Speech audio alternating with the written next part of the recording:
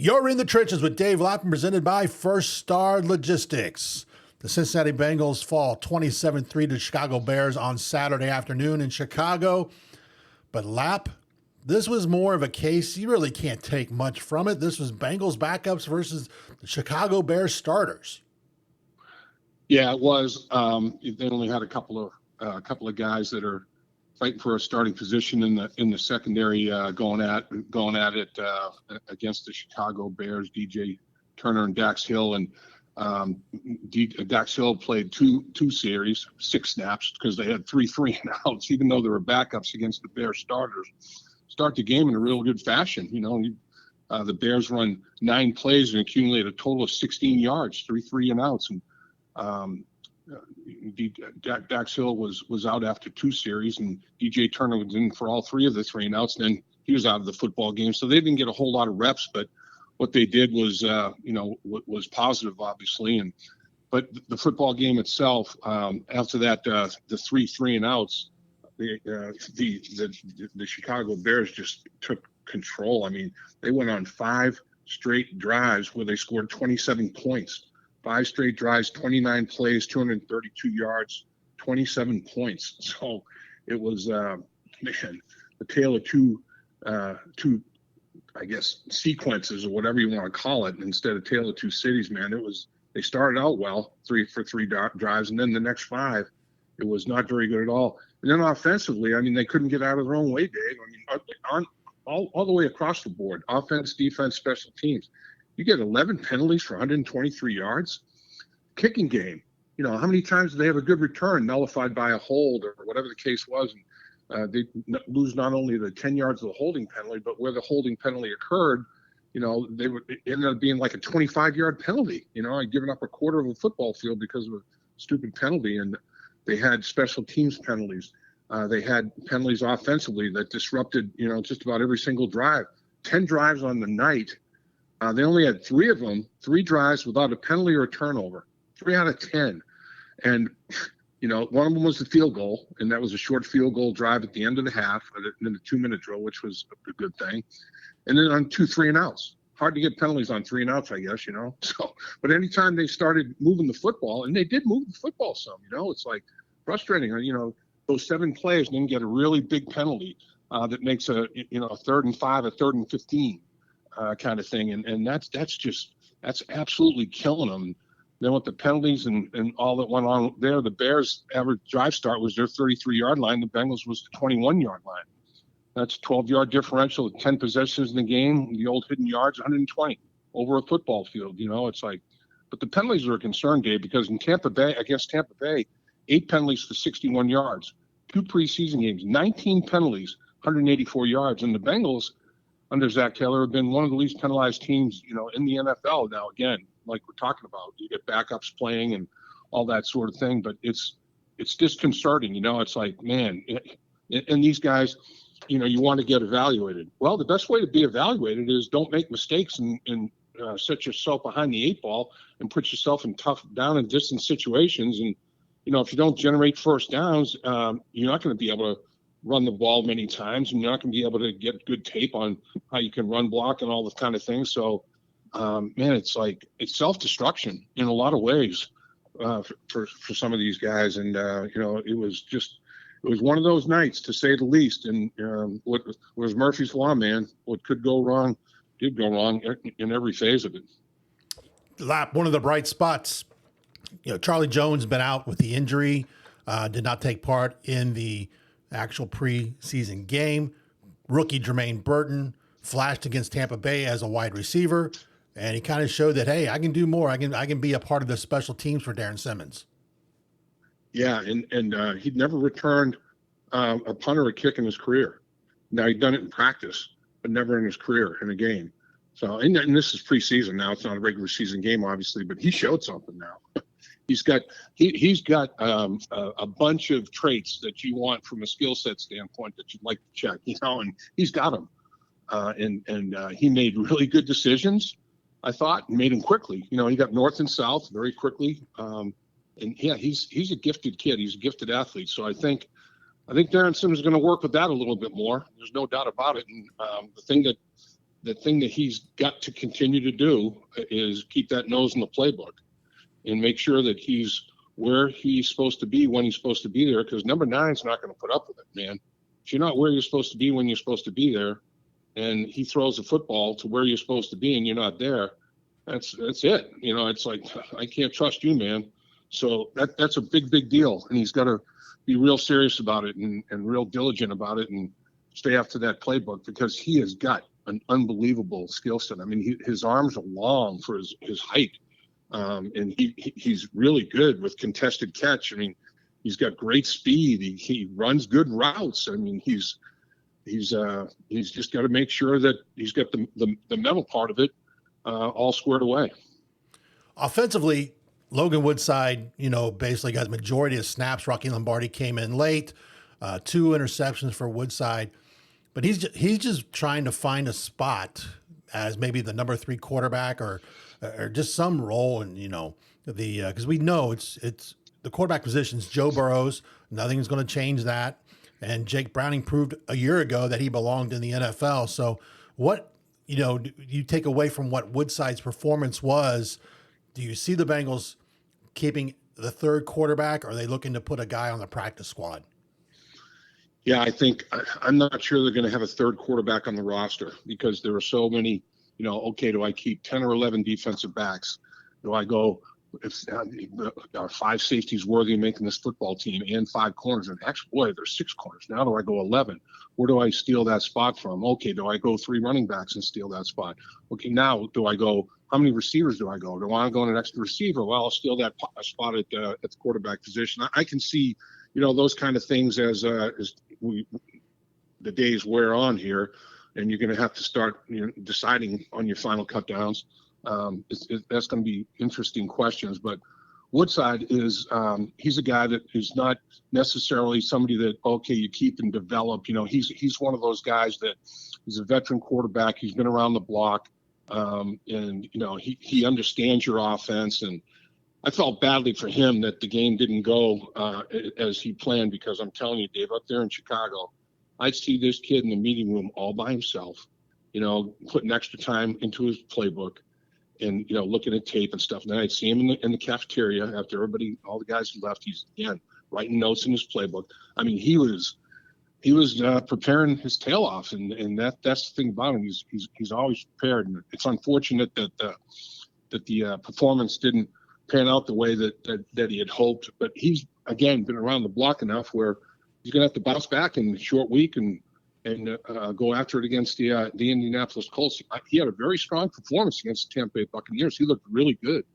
And I think, what you're going to get with Woodside is a veteran quarterback that understands the game. He's been around the league. He understands the NFL a little bit. And that's a guy that, can, put out the fire for you until your quarterback comes back from injury. And I think not only the Cincinnati Bengals, but the league realizes that what you got right now is what you're going to get with Logan Woodside from a developmental standpoint.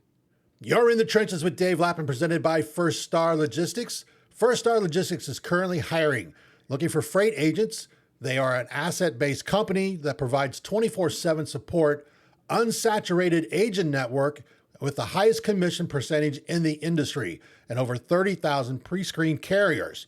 Visit firststarlogistics.com/careers for all the information about openings at one of the fastest growing companies in Cincinnati and a great place to work that Dave Lapham and I both can attest to. Let's move to defense, because, like we said, as far as starters, we saw Dax Hill, DJ Turner, that battle going on, but this is a battle of backups. Who's going to make that 53-man roster? And one guy who impressed a week ago, Muma Janmeta, 6 tackles against the Bears. He's trying to show that, hey, I belong in the NFL. He does. John Meadow is trying to prove that exactly. And what he's going to have to do is show from a special team standpoint too that he belongs in the National Football League. And I think his strength is tight quarters, quick read, come downhill, blow it up. He's not a guy. The reason that obviously wasn't drafted, where he had maybe hoped, or whatever the case may be after his collegiate career, is that in space, it's more of a challenge for him. We saw, and of course, he's trying to run down Odunze, who can fly. I mean, that's a mismatch. But he's going to have to show that he can handle it in space in the National Football League, because it is a cut above in terms of athletes and speed and all that sort of thing. But as far as an intelligent player, I mean, he was accepted to all the Ivies. I mean, he's an unbelievable student. Both his parents have multiple degrees, masters and doctorates and everything else. And he comes from a family that is extremely intelligent. He's got that. And he's football intelligent as well. Sometimes book smart guys are, sometimes they're not. This guy is. And he sees it quickly. He's one of those guys that, man, he makes his first move without any wasted steps so quickly. It's like, boy, is he freelancing or is he seeing it? And in my mind, I think he's starting to prove that he's really seeing it, because, he did well in the joint practices as well. And he's one of those guys that just has a real innate ability to diagnose, and taking that first step with no wasted steps gives him a head start on people in a lot of cases. And sometimes it's going to be a case of, when you get exposed out there in space, how you're going to handle it. That's probably the biggest question left on him. But I like him a lot. I mean, I think he's a great guy. I mean, he's a tremendous guy to have a conversation with. He's great with his teammates. He's everything you want, really, and he's following it up. This week it was crazy up there in Chicago, Dave. I mean, the theme of the week was rain. I mean, it rained on the joint practice big time. I mean, like the Cleveland game. I mean, it poured. During the course of the game, it rained. There were, spotty showers in the game that soaked it. And they had just resodded the field, and it was retaining moisture. And there was a little problem there, thinking, oh, man, these strips of sod down there, these seams, what's it going to be like? And then after we flew home, land, and we're getting off the plane, loading the buses up to go to Paycor, and starts pouring again, and guys get drenched one last time. So the theme of the whole thing was rain for sure. And then of course the injuries, man. That's the other disappointing thing. You lose players for the season with knee injuries. You don't want to have that type of situation, but that's what unfolded, and then you lose a receiver with a fractured finger, and he could play. He put a splint on and play, but he didn't play in the preseason game. Obviously, there was no reason to force the issue there. So Pryor could have probably played in a regular season game, but man, to lose the guys you lost with those knee injuries, Chris Evans, it was tough to lose him, and then at the tackle position, lose big Deontay Smith, and both of those guys worked so hard, in the offseason, man, to try to expand their roles, and to see them just crushed like that was the toughest part of the trip. There's no question about it. I thought, though, Dave, a couple of guys, we're in the trenches, and we love being in the trenches, right? Dave Berk and Dave Lapham, we're trench guys, and I thought two guys that really showed up as far as in the trenches concerned. Matt Lee, watch out, he's ascending. He took every snap at the center position. He started the football game and took every snap at the center position. Jackson Kirkland, because of what the shortage of tackles, he kicked out from guard to tackle, and he played tackle at Washington. And he hung in there fine. He did a good job at that left tackle position. So he's showing position versatility. Cody Ford had to go to the right tackle position. Matt Lee started at center. Trey Hill moved over to right guard, and he played more reps at center than anywhere in his career, obviously. And so he's trying to show position versatility. He's over there at right guard. And Nate Gillum played the left guard position. He played every single snap. They only had 8 offensive linemen available for the football game. So, you get five starters. You only got 3 left. So that means 2 of the starters have to stay in the football game and take every single snap. And the center and left guard did exactly that.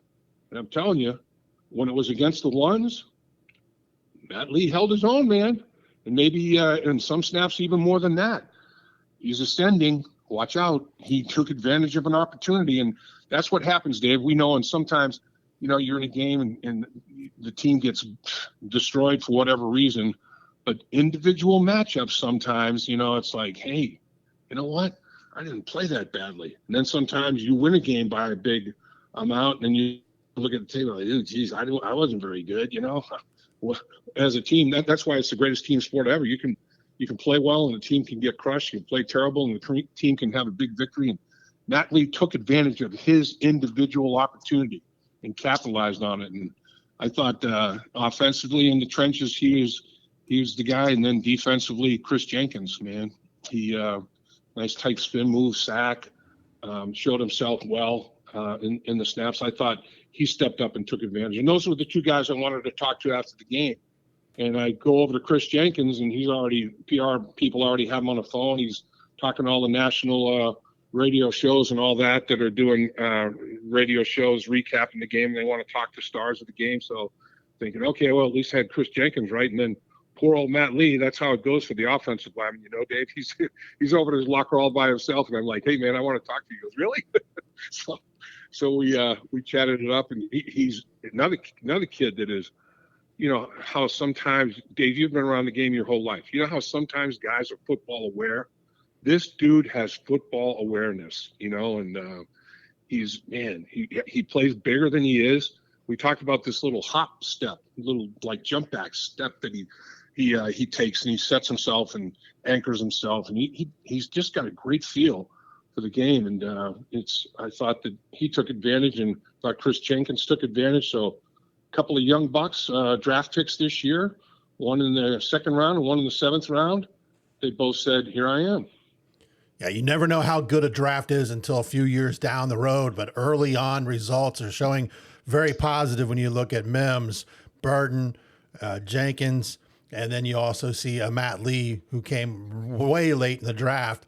And when you sit there right after the draft happened, you go, this is a guy who, you know, started his career at one college, finished at another, but his game keeps, as you said, is ascending. He's not going backwards. He's going forward. And you want to see, you know, a guy like that. And especially when you can come in and be behind a guy like Ted Karras and still work on that craft. And that's what people have to understand. Offensive line play is a craft. It's a skill set. As we, you know, we always talk about receivers and quarterbacks and running backs being skilled players. Offensive linemen are skill players. Do not forget that, especially the way I always looked at it is the center position. You have to be so many things at the center position. One, you have to be very bright because you have to know everything. And you got to usually know, like, you know, all the calls along the line, no matter if it's the tackle, the guards, whoever it's for. You need to know what everyone's got to be doing and making sure you're communicating. And then you have to have, you know, the ear of your quarterback. He has to be willing to listen to you as well. When you come back to the huddle, say, hey, here's what we're seeing. Did you see this?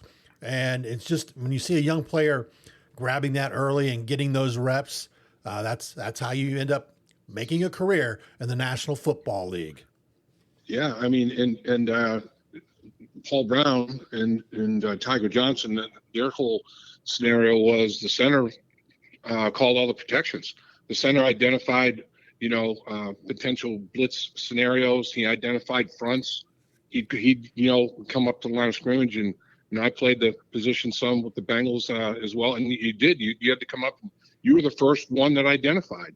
I mean, you basically identified for the quarterback to at least verbalized it. And if the quarterback had a problem with it, you know, he could basically communicate it right away. But the center would call the front and then make line calls accordingly. And you know, all the communication and responsibility that goes on there. But the first and foremost is recognizing properly.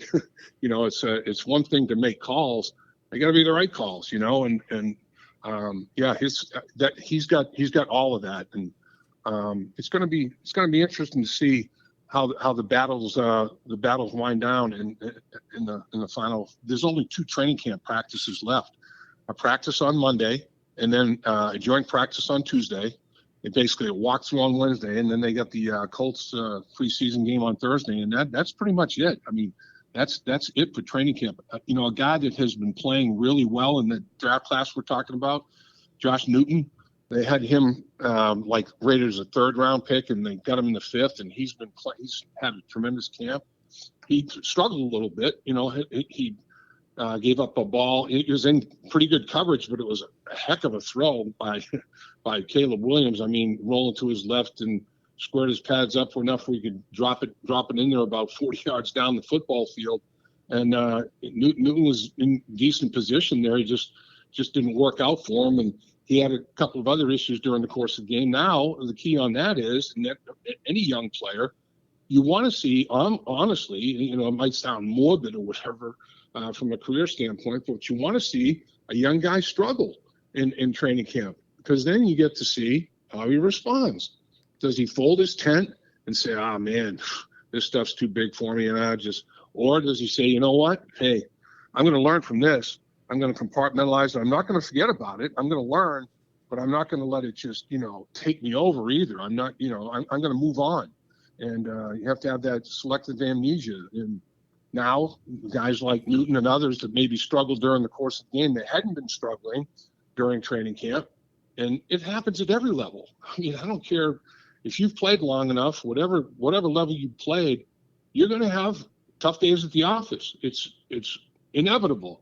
How do you handle it? That's the key. How do you handle it? And how do you bounce back? And what's your process like in bouncing back? And now the coaches can observe all that as well. And that's part of the evaluation for sure. Yeah, I encourage people, if you have not seen our interview with Von Bell, Lap had Von Bell, we recorded on his day off. He came on In the Trenches.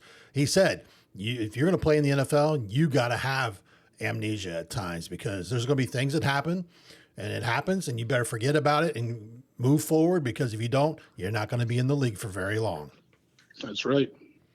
All right, one last battle I want to talk about, and it really wasn't a battle Saturday between the Bears and Bengals. It's at that punter position. Ryan Rako had 6 punts, averaged 46.2 yard average, one inside the 20. Brad Robbins is out with the hip flexor injury. How do you see that playing out over the course of the next week? Yeah, I mean, I thought, you know, Ryan had a chance to really separate himself, I thought, you know, and he did okay. I mean, the first punt, he ended up having a 57-yard punt. Well, it rolled almost 20 yards. I mean, he didn't hit it very well. It had no hang time. Didn't hit it very well. But it wasn't fielded, and he got a heck of a roll out of it.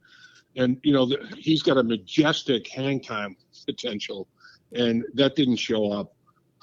His numbers, I think, look better than how he actually punted the football. I'm sure he's probably like, "Hey, man, I know I can hit it better than I did." But with that said, the numbers that do show up when he's not hitting the ball as you know, effortlessly as he can, it speaks to the talent the guy has, you know. And I think the other thing is that he had a little bit of a different style of holding, you know, squeezing the ball a little bit differently at the collegiate level, and Darren is working on that, and he's gotten away from that methodology, and he's holding like Darren wants holders to hold, and the newly agreed to contractual arrangement between Evan McPherson and the Cincinnati Bengals.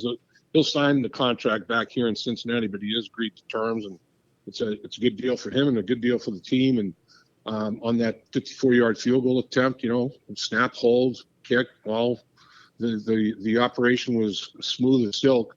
So I think that's a factor, is a plus for him as well. He has all kinds of ability, and man, I swear to gosh, when that kid, if he comes, you know, as the Bengals hit the road, I think the offensive line should come out first. A bunch of guys 6'8", you know, 350 and above or whatever, and then right after that, have him come out. And people are like, "Geez, what position is this guy? Tight end or linebacker?" No, that's our punter. What? Geez, that's a huge football team.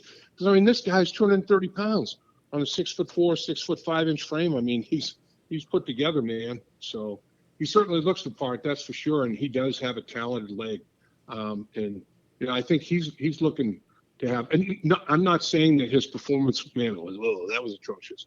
It was good. I mean, it was strong, but he's capable of better, and that's the good side of it. And like I said, even if he's not having you know, a performance that is up to his standard, he's still dictated and determined field position positive for the Bengals for sure. You're in the trenches with Dave Lapham, presented by First Star Logistics. Do us a favor. hit that subscribe button if you're not done so already. Also, like the videos on our YouTube channel to help us grow the algorithms and more people find out about Dave Lapham in the trenches. And also comment. We love comments. Always taking a look at the comment section. As Lap said, this is it. This coming week, Tuesday is the Colts come to town for a joint practice. Monday is the final practice the fans can go and watch as far as preseason camp. Tuesday's joint practice, you got to be like a season ticket holder or on the waiting list to get a ticket for that event. Then Thursday night, the Colts, 8 o'clock kickoff at Paycor Stadium, and Lap to close out. I mean, it's crunch week. We're 9 days away from cut day, Tuesday, August 27th, 4 p.m., 53-man roster deadline for the NFL. And then, you start seeing what the roster is going to look like, and then you start seeing all the jockeying for who's going to get a spot on the practice squad. It doesn't make the roster, and that's probably what we're going to be focusing on more come after Thursday night. Yeah, and it's crazy, Dave, because it's such a trying time for guys trying to make their way into the National Football League. You cut down to 53. I mean, there's so many players out there. Rosters are at 90 right now. Everybody has to cut down to 53. Multiply that differential by 32.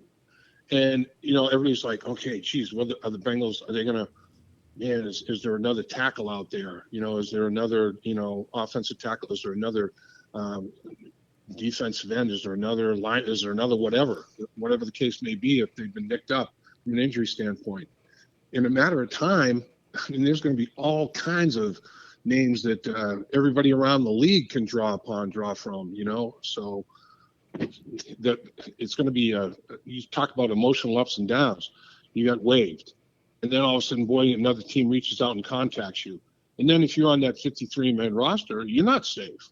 Because if they go and get somebody to beef up a position that might be one man short because of injury or whatever, when they add that number, somebody goes. So now it's like, man, I made the 53-man roster, but I can't hold.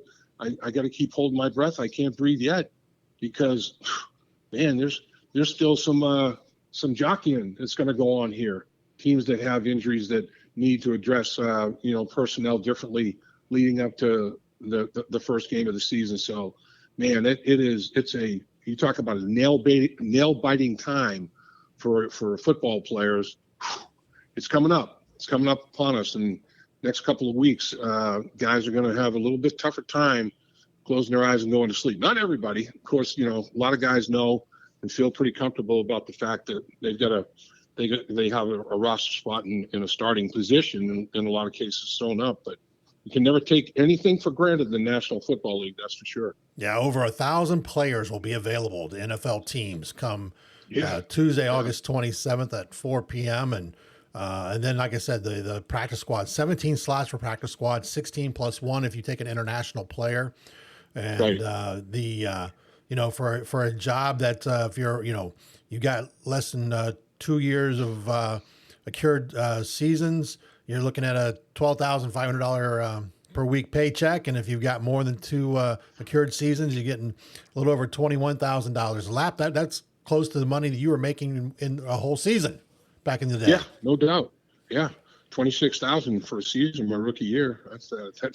And I was like, wow, man, how'd you get that much? World Football League, World Football League was in existence for the first season ever. And we were able to leverage that for a big 26 G's. It's crazy how you talk about explosion, man. The National Football League has just absolutely exploded. There's no question about it, and it's competitive to say the least. And man, you never know if you start resting on your laurels and taking things for granted. That's when some of these guys that are, ascending, all of a sudden ascend right by you, and it's like, man, where did that come from? Well, you gotta go out and compete to the best of your ability on a daily basis, and you can't say, put it in cruise control here for a couple of days this week. Not a good idea, man. Can't do it. He is Dave Lapham. You have been in the trenches, presented by First Star Logistics. Again, hit that subscribe button, hit the like button, and comment. We'd love to see comments. Lap, it's going to be an interesting week, a short week, a lot of quick turnaround as the Colts will come to Paycor Stadium for a Thursday night matchup in the final preseason game. Probably not a lot of drama. I doubt we see any of the starters again for the second consecutive preseason game. But as we've talked about all through this one, it's going to be the time for guys who are looking for those roster spots to step forward. So it's going to be an interesting week, to say the least. And Lap, we look forward to seeing you in the trenches later this week. You got it, Dave. Yeah, and that's what's taking place here in Cincinnati and 31 other teams around the NFL. It is, man. It's a competitive environment right now. It's dog eat dog, man, no doubt. For Dave Lapham, this is Dave Berk. You have been in the trenches with Dave Lapham, presented by First Star Logistics. Until next time, hoo-day. Hoo-day, Dave. Dave Lapham here, and every day I am grateful for my experience to have played professional football. As a player, I realized self-motivation, leadership, and appreciating your teammates are key. At First Star Logistics, you can use those same attributes to create the life you want for you and your family. Build your future by working hard like I did. You'll see results both on and off the field. Call First Star Logistics today and be part of our winning team. Opportunity knocking.